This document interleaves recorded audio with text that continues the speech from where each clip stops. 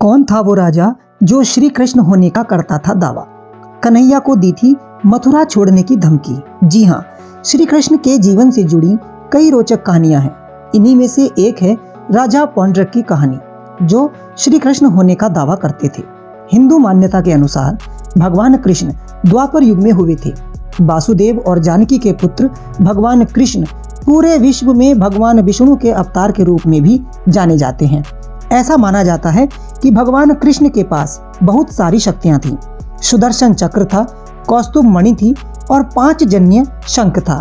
तो आइए देखते हैं नकली कृष्ण की कहानी। महाभारत ग्रंथ में ये वर्णन मिलता है कि उस समय पौंड्रक नाम का राजा था, जो खुद को श्री कृष्ण होने का दावा करता था। ऐसा वह इसलिए कहता था क्योंकि उसके पिता का नाम भी वासुदेव था। अपने आप को असली कृष्ण साबित करने के लिए उसने एक माया रची थी।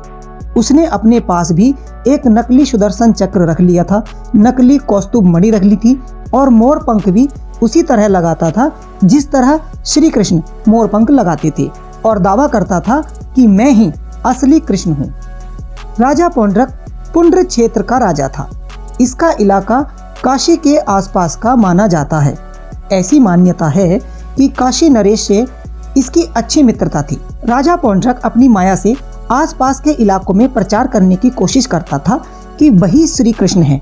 एक बार राजा पौंड्रक ने अपने करीबियों के बहकावे में आकर भगवान कृष्ण को संदेश भेजा कि मैं ही असली कृष्ण हूँ और तुम मथुरा छोड़कर चले जाओ या फिर मेरे साथ युद्ध करो। उसके बाद भगवान कृष्ण राजा पौंड्रक के साथ युद्ध के लिए तैयार हो गए। जब भगवान कृष्ण युद्ध भूमि में पहुंचे तो उन्होंने देखा कि राजा पौंड्रक तो बिल्कुल उनके जैसा लग रहा था। कुछ ही देर में भगवान कृष्ण ने सुदर्शन चक्र का इस्तेमाल करके राजा पौंड्रक को हरा दिया था। इस कहानी से शिक्षा ये मिलती है कि कभी भी नकल नहीं करनी चाहिए, बल्कि नकल करने से बचना चाहिए और अपने गुणों को लेकर आगे बढ़ना चाहिए। तो बोलिए राधे राधे।